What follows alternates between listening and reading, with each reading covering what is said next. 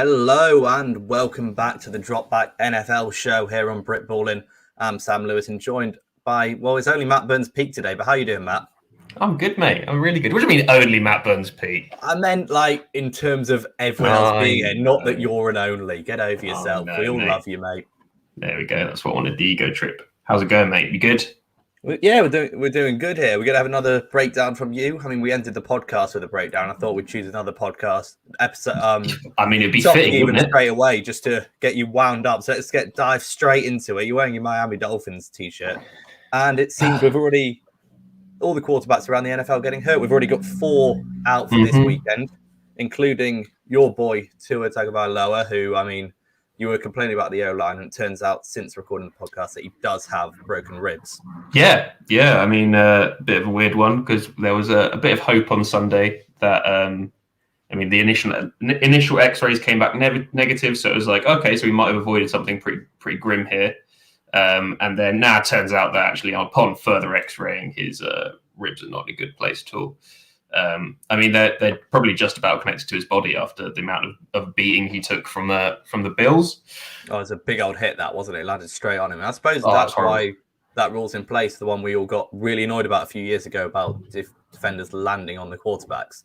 Yeah, I don't think the hit that knocked Tua out was actually called for. It was flagged. Was it? Yeah.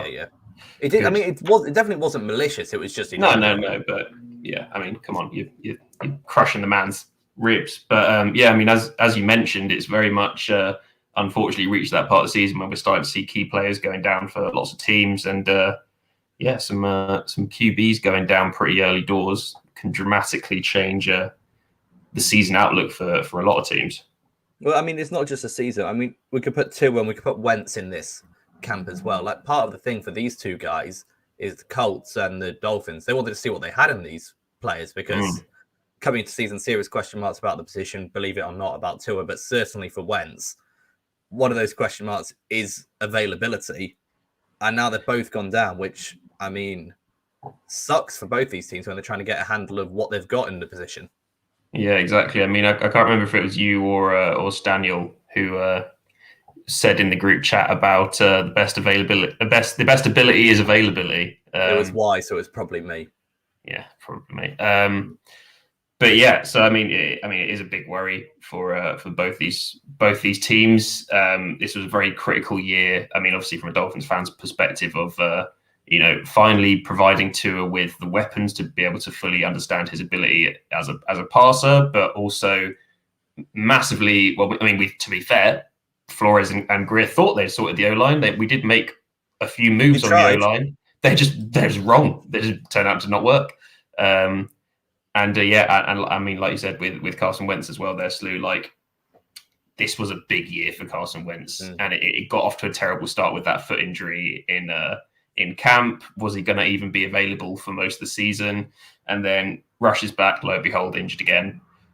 Yeah, doesn't bode well for both these quarterbacks, I don't think. No, the Carson Wentz experience, so to say, has somewhat been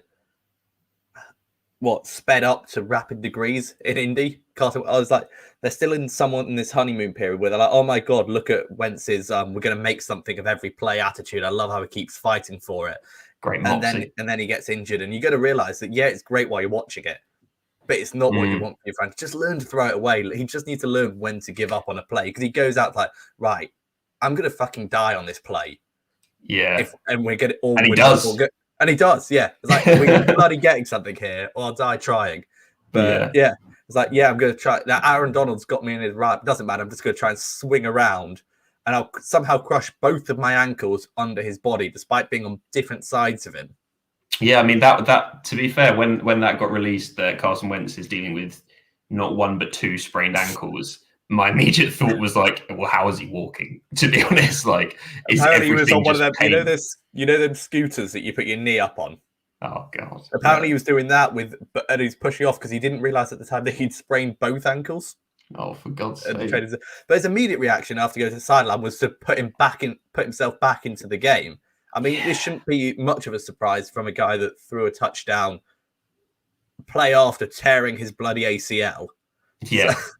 Also a similar thing with Tua as well, right? Like when he got taken into the locker room, and the X-ray initially came back negative, the coaches had to tell Tua, like, you're not coming back in, because again, he wanted to come back in. And there is definitely a trait between these two of like, just understand when you're really hurt and you need to not play. Like, I get that you want to like make plays for your team, and I love that about you, but also like your ribs have caved in, or you've got no ankles. Like, just have a week off, mate. Like, you'll be better for it. It's like someone's going up behind franchise QBs and being like, that guy doesn't think you're tough. I am tough. I can't walk, but I'll still throw. I'll still do it. I can still throw, especially like Wentz's big thing is his mobility. But he really does need to learn how to give up on a play. I mean, personally, as an Eagles fan, I hope he pulls it together. I mean, partially because it just means I don't think the Colts are particularly that great last year, and it means we're going to get an early round pick. We've got your first round pick as well. And if the Eagles, the Colts, and the Dolphins aren't good, we could have 3 top 5 picks. That'd be fun, wouldn't it? We all meet back together in a real coming of age story. Well, no, because we've got your first round picks. It's cool. We don't want them anyway. It's not like we need to fix the O-line or anything like that. So no. If only you had an O-lineman that you traded away for a load of picks. Yeah, well, we can talk about Larry Tunsil and what he's up to till the cows come home, Slew. But it's not going to solve the fact that Jesse Davis is still probably going to start for us at the weekend, and he's terrible. Yeah. That's reality.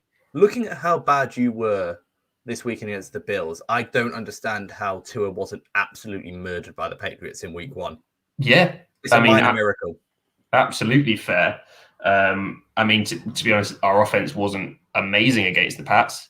I do kind of feel, rightly or wrongly, that I think the Patriots sort of were too focused on what they were going to do on the back end of the defense. Obviously, they had Gilmore out and stuff like that. So I think that a lot of their sort of game plan and prioritizing was to do with the back end and coverage. Like, I don't think that they didn't actually send a huge amount at Tua, which in hindsight, if they had done, like, they could have just exploded the man, honestly. Like, if they'd sent maybe one extra rusher on most plays, then I don't feel confident that any of our...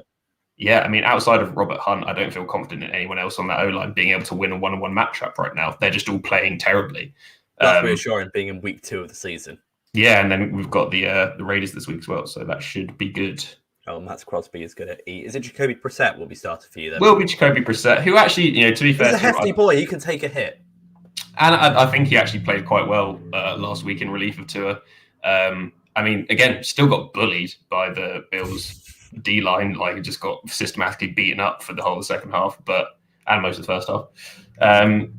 But yeah, I mean, it's not good. I mean, it'll be interesting to see what changes have been made this week. There were lots of talk about personnel changes. Obviously, that can be quite a knee-jerk reaction after such a bad performance on Sunday, but that talk has sort of carried on into the week. A lot of talk that Solomon Kindley's been dropped from the starting O-line group and has been replaced with Eichenberg. Apparently, there's going to be quite a lot of reshuffling in terms of where people are playing, potentially moving Robert Hunt back to tackle and things like that, right tackle. So it'll be interesting to see what unit trots out. I just hope they can do a much better job than the one that came out last week. Or do some of the job. Yeah, just any of the job would be a start. All right, next quarterback that is down and out, and it's a shame really, because we made fun of it at the beginning of the season, and I sort of went off on a bit of a rant about how the Jaguars could lose to the Texans in week 1, but they were going back. They actually do a little bit of fun stuff on offense with don't call him Tyrod to Rod Taylor, but he's now out for a few weeks. Seems gone on IR with a hammy, with a hammy. And Davis Mills is playing. And we're not going to do a whole preview of Thursday Night Football because it was going to be a bad game anyway, let alone now. But Davis Mills on a short week, being a third-round rookie, and against this Panthers defensive front, without the athleticism that like Tyrod Taylor or other rookies around the league have to get away from pass rushes, that is a horrible debut situation to be put in. Yeah, it's pretty. It's a bit of a nightmare. It doesn't get a huge amount worse. Just a word on Tyrod Taylor, like, you've got to feel bad for him at this point.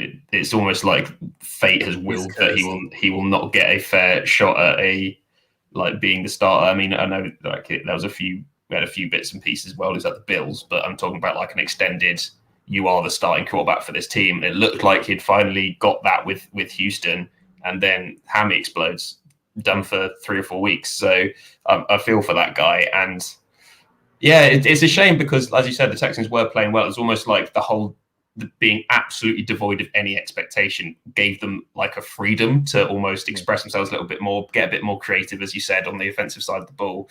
I think, not to be too defeatist from a Texas point of view, but I think they can pretty much write off tonight's game.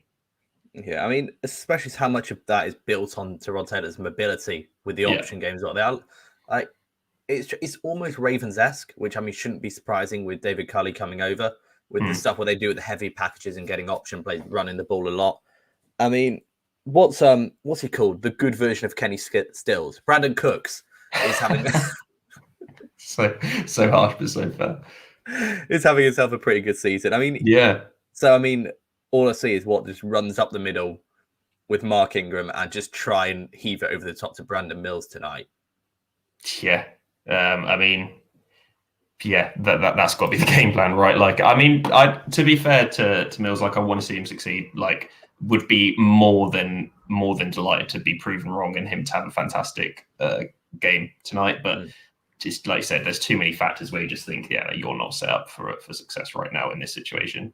Especially with given how much Panthers defensive front is absolutely confusing the hell out of quarterbacks. Yeah, they've been really cool with some of their stunts and stuff, and the way that they've disguised blitzes and brought different packages as a front in the first 2 games. So, I mean, yeah, they've been right up there with the best in the league in terms of disguising things and getting creative defensively, which we love to see. But you don't love to see at all if you're a rookie quarterback coming, like I said, on a short week, having to come up against them. No, I'm really interested to see what happens with the Panthers. So when they play a good team that has a good passing game, because this defensive backfield has yet to be tested. So it'll be a nice matchup whenever they.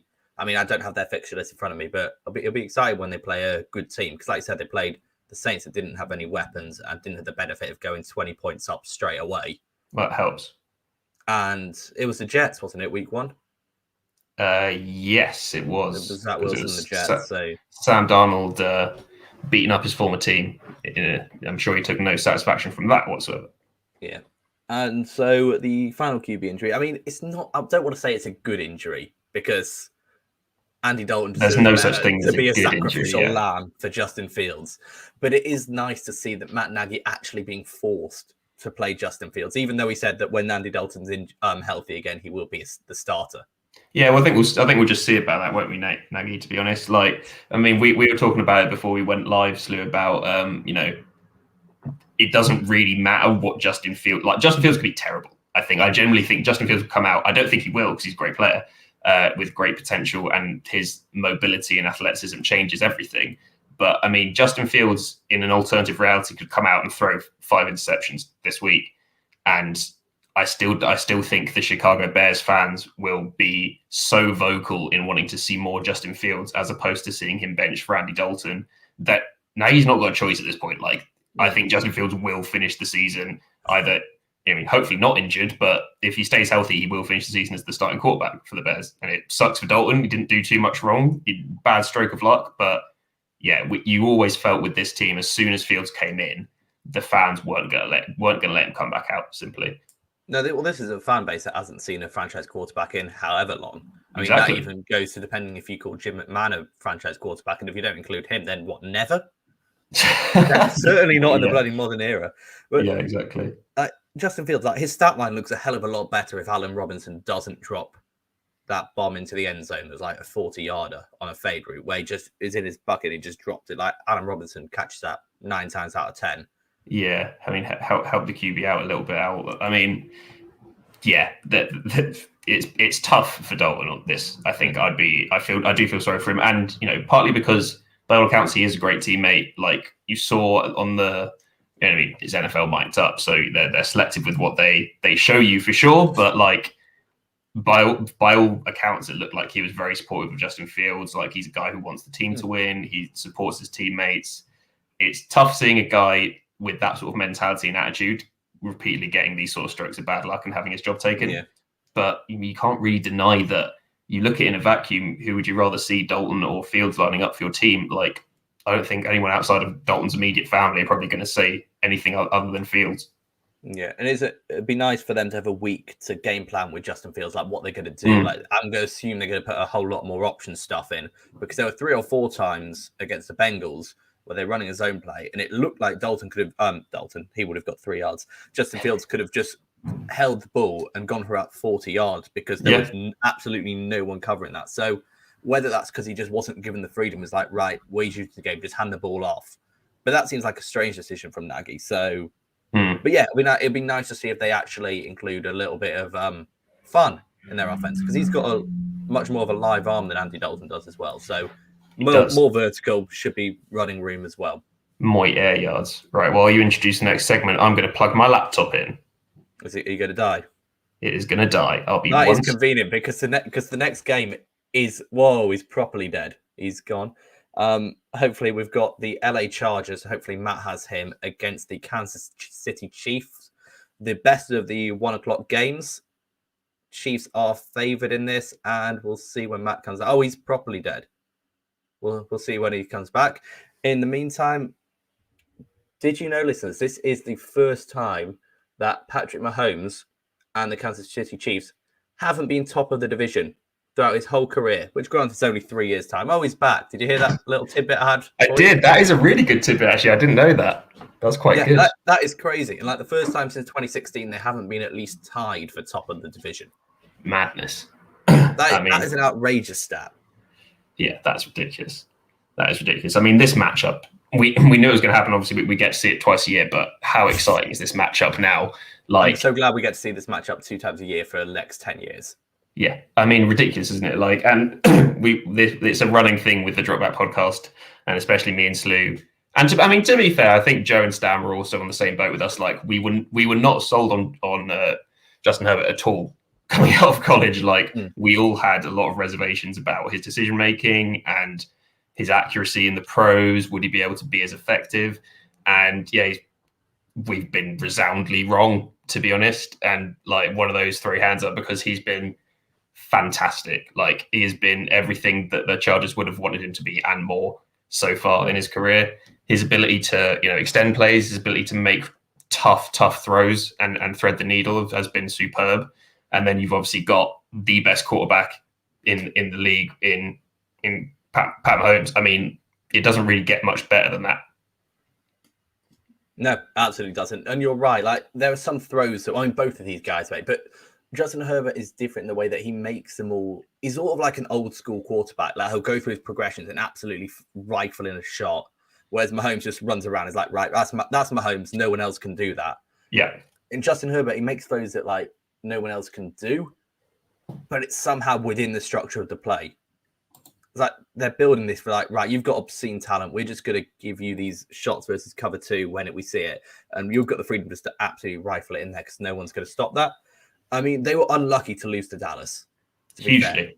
Yeah, hugely unlucky. I mean, it was a ridiculously messy games from both teams, like all the penalties. But the fact is that they had 2 touchdowns called back and the silly little end zone interception that we haven't actually really seen from Herbert in his career, like being that sort of loose with the ball. Yeah, that was an odd one. That did throw me, to be honest. I was surprised that he made those decisions on the throw. Yeah, I mean, the Dallas thing, the Dallas game almost exists in a bit of a vacuum for me in terms of just the sheer number of penalties from both sides, like the amount of dumb discipline mistakes that each team made. Like, touch wood, I don't think you'll see that again this season. Like, a game with that listed with that many penalties. And at the end of the day, I think that was the biggest difference for the Chargers in the way that it halted their progress and it stopped them being able to close out that game, because they matched Dallas all the way. I think their offense was really impressive. I think, Herbert did enough. I mean, they lost still, but it felt like Herbert did enough to win them that game. It'd be nice to not have Herbert have to do everything on 3rd and long. They need to get better on early downs. And it'll be interesting this game because neither team, like the Chiefs have been bad on defense, both sides, run and pass. But the Chargers were absolutely torched on the ground against Dallas. Tony Pollard and Zeke. Like, Jerry Tillery was just getting blown off the ball play after play. And granted, you're lining up against Zach Martin, but there were times when he was one-on-one with their third string right tackle and he was losing. And he's a first round pick. That shouldn't be happening. Yeah. And I mean, in that respect, I wonder if this matchup, if that trend does continue, then I think the Chiefs haven't been that impressive on the ground recently. I mean, obviously, neither team have, to be fair. No, but I mean, Clyde Edwards-Helaire, we're still waiting for him to sort of establish himself as a number one running back in the NFL. We haven't seen the flashes that we saw at the start of last season since then. As simple as that. And I mean, a very costly mistake against obviously the Ravens. You can't fumble in that situation. I know it's easier said than done. Nobody goes out and tries to fumble, right? But you just have to be better in that situation.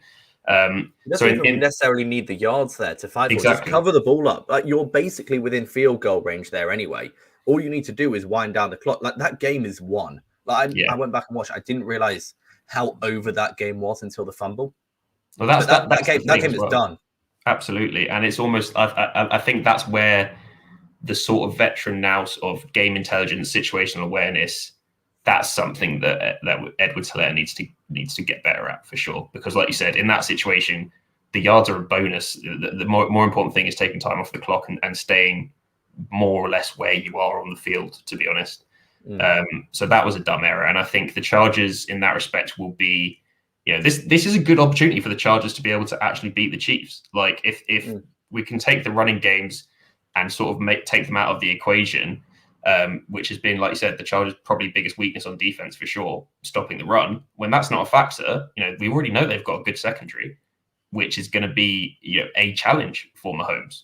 Derwin James is playing really well. They've got other really nice pieces at corner as well. Like when it becomes just a game of throwing, then one, it's going to be fucking awesome from a spectator standpoint, and two, that becomes going from looking like a really tall ask for the Chargers to being a much more sort of 50-50 split, I think. Yeah, my worry with the Chargers is that their defensive line, their pass rush, is Joey Bosa and his mates. Yes, Joey Bosa is elite talent, but you need a number two, and Jerry Tillery hasn't turned out for it. They didn't replace Melvin Ingram, so it'll be interesting to see if someone can step up. But Pat Mahomes has had trouble. Like, all three of these AFC West teams have always played Mahomes tight since he's been there. Like, surprising for how dominant they've been with the rest of the league. Like, the AFC West seem to somewhat have his number for as much as anyone can have Pat Mahomes' number. Yeah. And especially, like, the Vic Fangio style of defense. I know it's Brandon Staley's slightly different, but it's the same overall philosophy of have everything in front of you, make Mahomes, like, go down the field. And it'll be interesting to see what they do with Derwin James in this, whether they use him to bracket Tyreek or they just trust him one-on-one with Travis Kelce. Because so, I mean, he could arguably take one of those out of the game, either a double or a Kelce.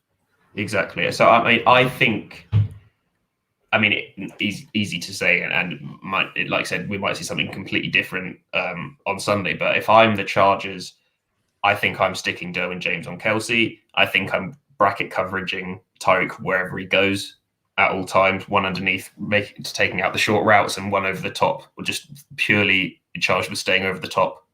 It's a difficult job, and not many people could do it. But I think if you bracket Tyreek, you trust Derwin James to pull out all the stops against Kelce and seriously hinder his big playability.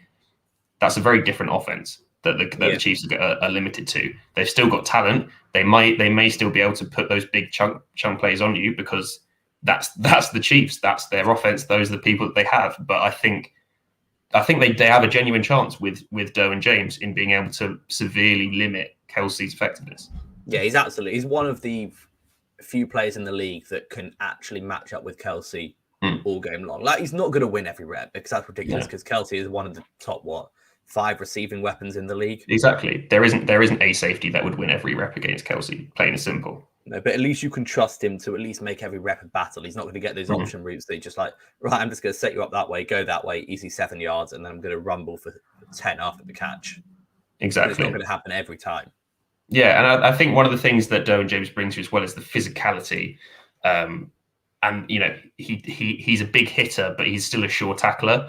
And I think that makes such a difference, especially in a game like this where it's starting to look like it could end up being, a bit of an aerial shootout.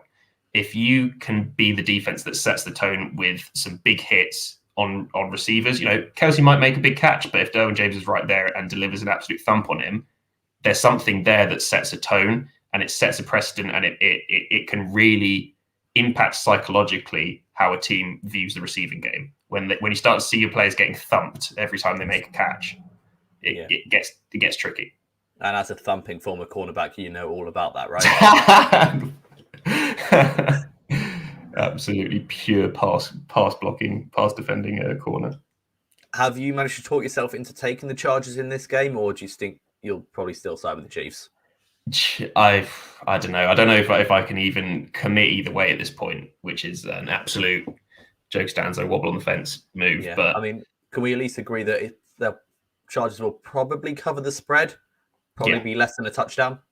Yeah, I think this will be super close. I think this will be super close. And I mean, I think we'll find out after the first quarter on Sunday. But if it does turn out that both running games basically are non-existent again, and it becomes a shootout, this is going to be surprising actually from the Chargers. Like, they can do some nice things with Eckler. I think the issue is that they don't have a true in between the tackles runner that can get you 4 yards when you need 4 yards. Exactly. And I mean, and you can say exactly the same thing about the Chiefs really at this point as well, right? Yeah. Like that again, they don't have, they've both got a running back which is kind of in that stylish mold, third down kind of back. Yeah, which you're seeing more and more teams transition to and assign a lot of value to, is that guy that is shifty, can do a bit of pass catching, can make a move on someone in open space, and you prioritize getting them the ball quickly. But there is still really massive importance on having someone that, like you said, can just go straight through the numbers and drill out 4 yards at a time. But both these teams are unique in the aspect that they don't have that, and that is going to severely limit, when you get to those situations, your ability to manage the clock, your ability to manage short third down situations when a team might end up being able to go into nickel or dime. Not having that is a big handicap.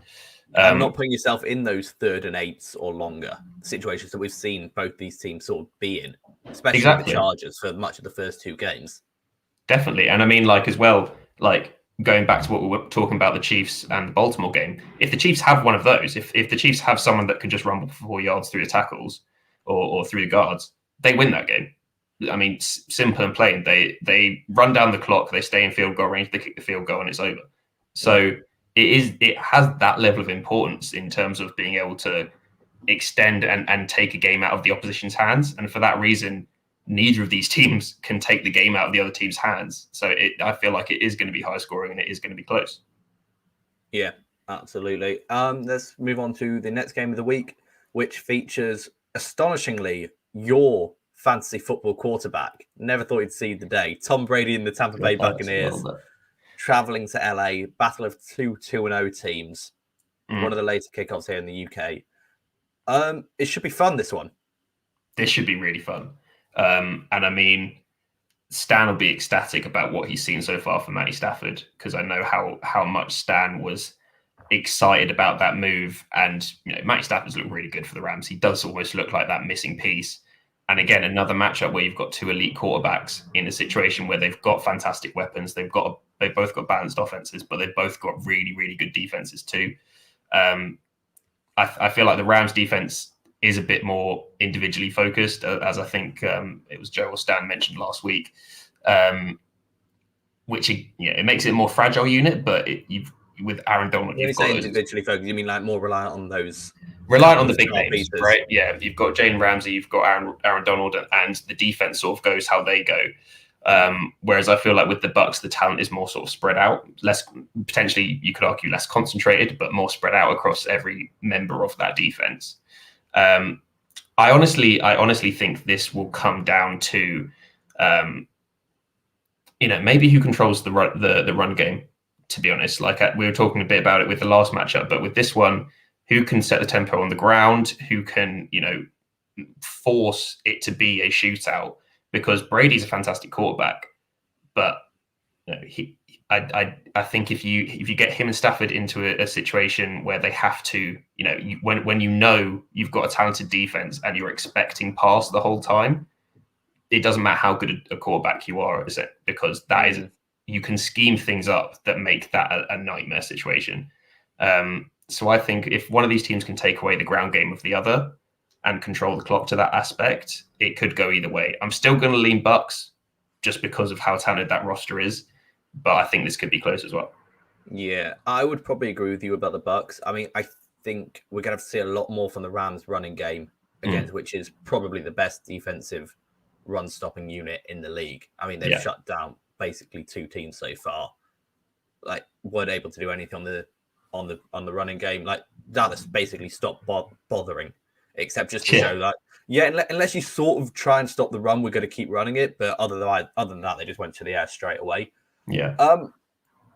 I don't know if this is necessarily a bad matchup for the Bucks in terms of offense versus Rams defense. I mean, the Rams defense has not been as good, especially in the pass defense. Like, it just doesn't seem to like move to the ball as quick as they did last year. Like, this whole defensive system is built on keeping everything in front of you and then like rallying to the ball. So they may catch it, but they're not getting any yards after that. Yeah. And basically the whole philosophy is, right, we've seen all these wide zone play action teams, and we're just going to be more patient than you and not allow you to take that shot because we know you're going to get impatient. We know you're going to take that shot. And as soon as you take that shot, we're going to be ready to pick the ball off or cause a big sack or something along those lines. I don't think Brady is going to like play into those games. We've seen he's more than happy just to matriculate the ball down the field. Like, he's not going to lose patience. He will go 5-yard hitch to 5-yard hitch to 5-yard hitch to quick out to quick into a slant because he's not bothered about his stats in the same way that he'd rather win the game. Like, he will throw 100%. To Gronk every single snap if they keep giving him 5 yards to catch. Yeah, absolutely. And I think you're right in that aspect that the Bucks offense is designed to and has the pieces to be really patient, like to just gouge you with, like you said, short yardage plays and just run down the clock and just stay in control. And not give you a chance to make the big defensive play, I think is the big thing. Whereas I don't know if we're seeing that with the Rams at the moment. We have done in the past, but not right now. It was nice to see, though, with the Rams this week. Like, there was that weird play with the it was a punt on their end zone when it hit the up guy, didn't it? Bounced off his arm. Colts got the touchdown. I mean, other than that, there were a few times where the Colts marched down the field and then just stalled in the red zone, which is becoming a theme for them this season. But you know what? Another time, maybe there'll be a game of the week next week.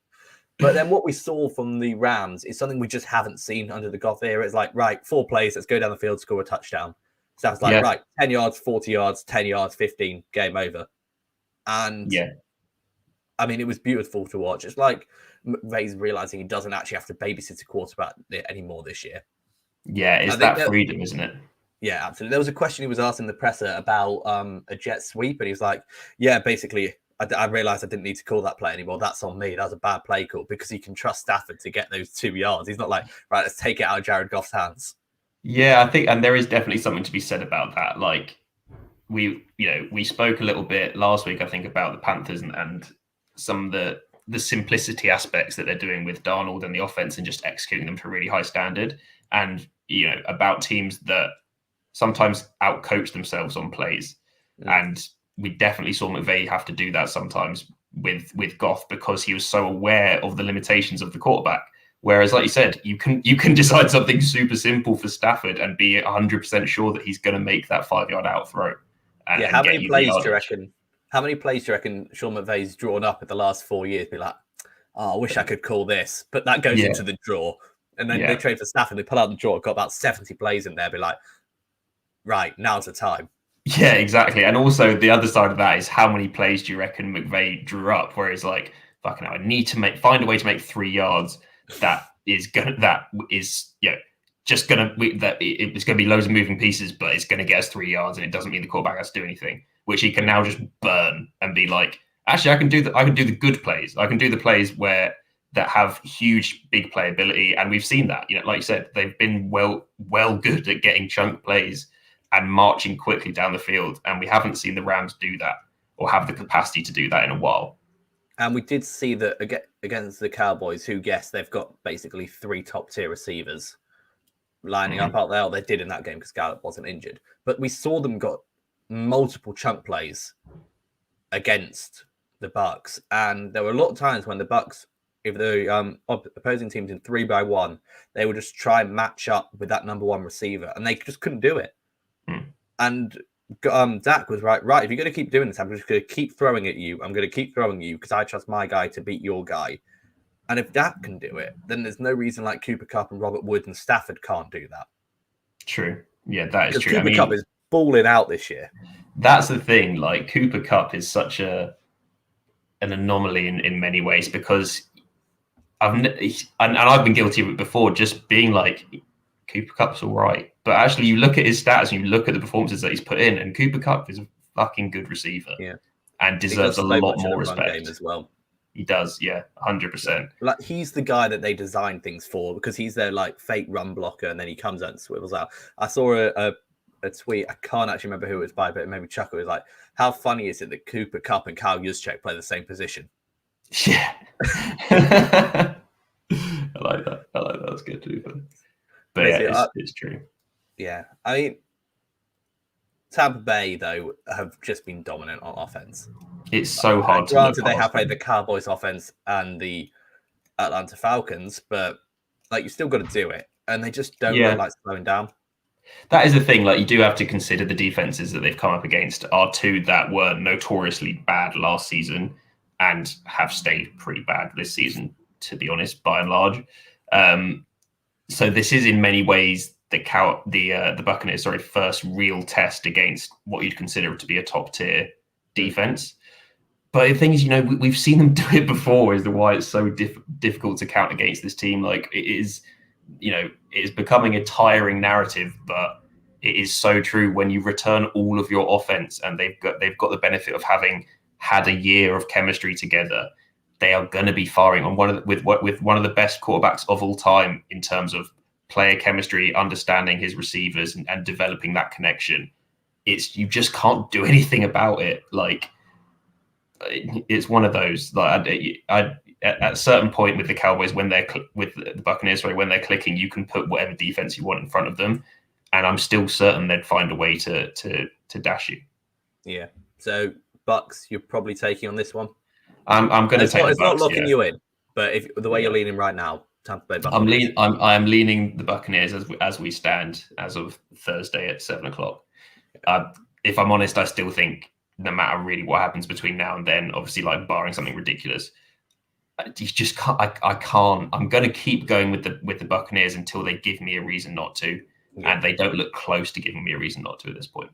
Yeah, it just depends if the Rams can be explosive enough for the full game against that secondary, because they're going to have to be, because they're going to score points. 100. All right, final game. Two teams that play the exact same offensive scheme as the Rams. One of them that has the same defensive scheme. It's almost funny that like one offensive scheme goes throughout the whole league, and then people are like, oh, this Vic Fangio defense actually works to stop it. Let's all of us play that as well now. Yeah, it's like when you're in school and everyone just copies one person's homework and everyone's got exactly the same answers. But the person they copy from is really smart, so why not? The question is, then you can't go and explain it, which is what the Packers are having trouble with. Like, you can copy a play, but you actually have to be able to coach it and have the players understand it. Like even against the Lions last week, there was some play. Like first of all, they still haven't fixed the ground game issue. No, can't stop the run. And second of all, there was real confusion amongst that secondary. Yeah, which is odd, right? Because we've spoken at length about how impressive Jair Alexander is. We didn't anticipate that being such a source of weakness for the Packers before the season started, I think. So that's really caught us out and caught a lot of people out, that they are really vulnerable in the secondary to massive breakdowns, losing one-on-one matchups badly, and just not being able to control that aspect of the game and take away the aerial attack of other teams. Luckily for them, they're coming up against an offense and a quarterback in Jimmy G, who, it's weird, isn't it? I feel bad saying it because the 49ers are 2-0 and deserve to be 2-0, to be fair. But I'm not scared of Jimmy G at all. If I'm a Packers fan and knowing how my secondary's played, I still feel confident, to be honest, going into the game on Sunday. Well, here's the weird thing about Jimmy G. It's like you said, it's like you're not scared of Jimmy G. It seems for some reason that Kyle Shanahan is scared of Jimmy G. Like all the things thought like, oh yeah, when we've got Jimmy G in, we've got an elite offense, which has been proven in the past. But all he's doing is throwing screen passes, the occasional throw to Deebo Samuel when you're like, oh, he actually can do it. But Jimmy G seems to have absolutely lost the trust of Kyle Shanahan right now. Definitely. And that's weird because if you don't trust him to do anything more than throwing screen passes, why don't you just play Trey Lance? Because at least he gives you another option in the run game. It's just bizarre because I'm sure he can throw 5-yard screens as well. Yeah, and that's the thing. I feel like Jimmy G is in this place with Kyle Shanahan where he hasn't. Kyle Shanahan is painfully aware of the limitations of Jimmy G and absolutely believes in those limitations. But I think he's also. It's one of those where you know what you've got with Jimmy G. I feel to an extent, like you understand his limitations and his strengths, and Kyle Shanahan's like, I can work with that. Like I'm a creative enough play caller that I can change other things so that the constant that I know I'm getting out of the performance of Jimmy G will not affect the result of the game. But in actual fact, like you said, if you just sort of rip that plaster off and play Trey Lance and see what you've got there, it can revolutionize the whole offense. And to be fair, this isn't me getting on my soapbox to say play Trey Lance. It's if you don't trust Jimmy G to execute what he has proven he is able to do in the past, then why are you not paying Trey Lance? What does Jimmy G give you if he's just throwing 5-yard passes? I mean, maybe this is all just like cockiness on Kyle Shanahan's part. Is like, you know what, I can beat the Eagles and Lions defense without showing any of my fun stuff. I'll save that for when I play an actual good team when I need it. Ouch. Self-ouch there, but yeah. I mean, it would be interesting. So, I mean, if they get through this Packers game and they're still doing the same thing, if they go behind, that's when it's time to start questioning. It's like, what are you actually doing here? Just let Jimmy G actually be a quarterback or go with Trey Lance. Like one of the two. Yeah, and it does sort of have echoes of McVay and Goff in terms of like understanding and being like, this is what my quarterback's capable of. I'm not going to ask him to do anything else. I'll make everything else change to accommodate that and provide the misdirection and give the defense something else to look at. I just feel like with Jimmy G that Shanahan's gotten tired of the interceptions and gotten tired of the mental errors that we've seen from him, because we've seen Jimmy G make great throws. We've seen Jimmy G make big plays, but he just litters it with dumb mistakes. And I think from Kyle Shanahan's point of view, he's managed to condense the offense into the sum of its parts and into something that doesn't give Jimmy G the opportunity to make those mistakes. I think is why he's gone this way.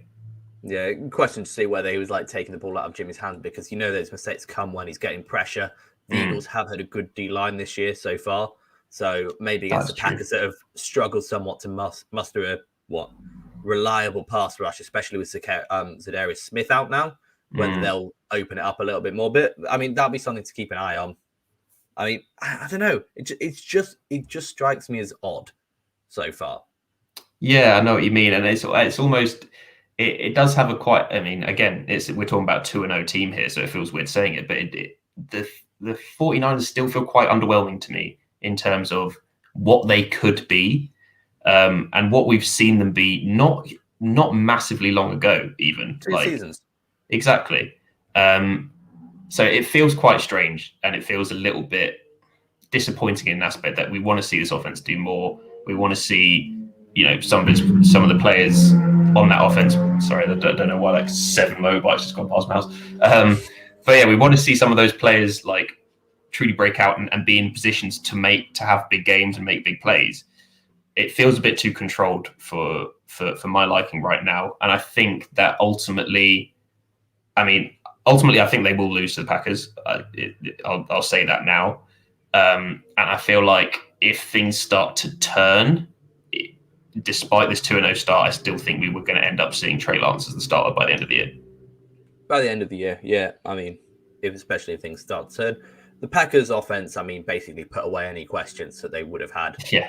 After the Saints, like, okay, maybe it was just one of those days where things don't click. And that just happens. Sometimes you wake up and you're not feeling right, and it turns into all 27 players that play on the offensive side of the ball for 1 week. Doing a goof. Somehow.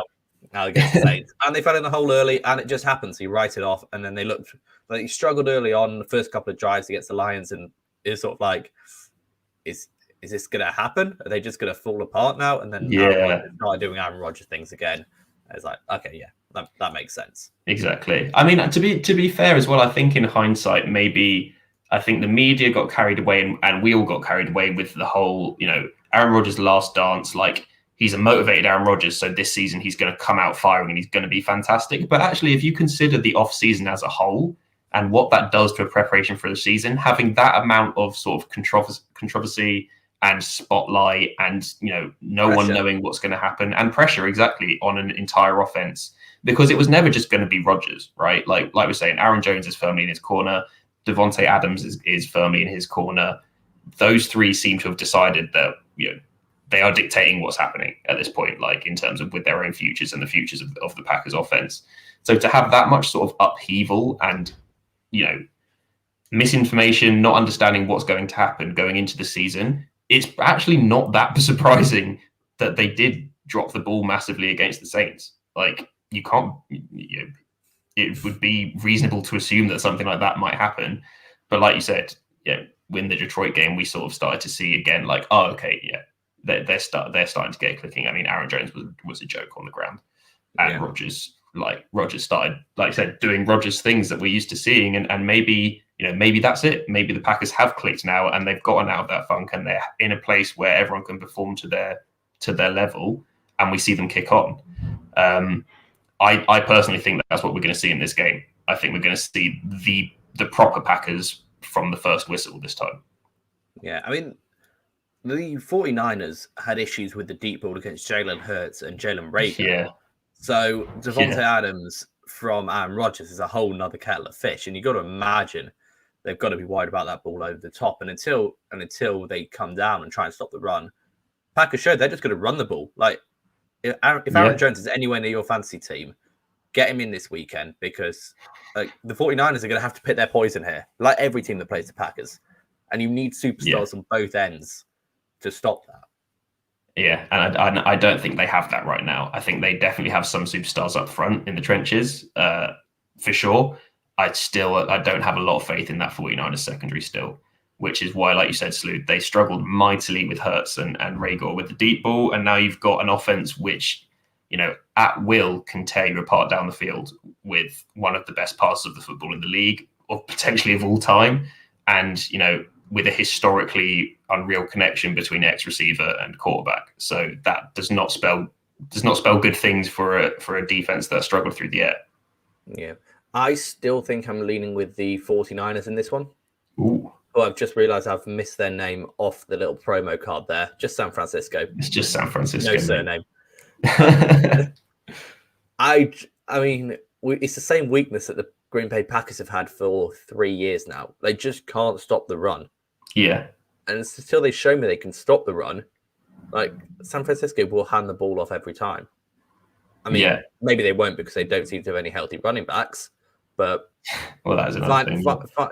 Speaking of fantasy football, find whichever waiver wire pickup they make during the week and stick him as your starter, because he's going to go for 180 yards, 3 touchdowns. Well, that's the thing. It almost doesn't really matter who they end up trotting out behind Garoppolo at this point, because that Green Bay front seven have just struggled so mightily with stopping the run and just keep getting manhandled at the line of scrimmage. So and that is the blueprint for stopping Rodgers or any high-powered offense. Keep off the field, just control the clock, and we've seen Kyle Shanahan is more than capable of doing that, apart from in the Super Bowl. They should trade for Matt Breida, who's like buried on the Bills depth chart right now. That would be a good pick. 5th or 6th, and absolutely he's proven to success there. Yeah, I mean, definitely. There's plenty of options that, if the 49ers are aggressive and go and aggressively try and fix that hole, then they can put themselves in a position that this offense can just rumble and rumble and rumble. Because, I mean, especially in this game, but in general as well, they've been good at running the ball. Yeah. Double down on it.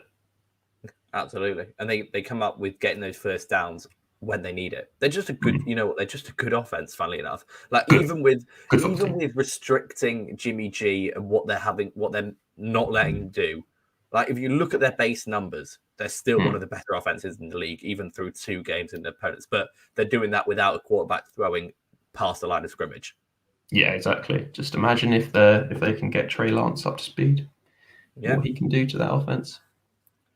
Absolutely. When do you see that by? Like, week 8, before week 8, or is it just like if Jimmy goes down or they lose a couple of games? I feel like say if they go on a bit of a spotty run and end up being in like a 3-4 situation or something like that, I mean that would be a hell of a bad run. But let's even say 4-4 or something in a few weeks' time, then I think we see Trey Lance. I think they don't need to necessarily be having a losing record for it to be Trey Lance time, because fans will start to get impatient with the offense if it continues like this and starts being ineffective. Like while it's working, it's fine. You don't care. Do we see more? Some Trey Lance this week. Like we saw it a little bit week 1. He didn't step on the field against the Eagles. Like you'd have thought, given the Packers' run defense, like it doesn't hurt to have a couple of Trey Lance packages for when you need it. Yeah, why not? And I mean, like you said, while the running back situation is difficult because of injuries, like you've got someone in Trey Lance who can make plays with his legs, and that's very much his calling card. And Kyle Shanahan is a creative play caller. I dare say we see more Trey Lance this week. I mean, definitely than we saw in week 1, obviously definitely week 2. So I wouldn't be surprised at all to see a decent scattering of Trey Lance designed runs this week. Trey Lance touchdown score anytime? Yeah, I'll go with that. Go with that. All right. I think on that probably brings us to the end of today's show. Thanks so much for tuning in. Thanks for Britballing again for, giving us this platform. And make sure you check out our podcast if you haven't already. Available to download all major podcatchers. I mean, the links are all over our social media at The Dropback, Facebook, Instagram, Twitter, whatever you want. TheDropback.com for articles. I've got one coming out with the head coach of the European Elite 11 that should be out at some point next week. Just waiting on a video to include in that. So that should be a fun one. And, well, thanks again for watching. I've been Sam. I've been Matt. Until next time, goodbye.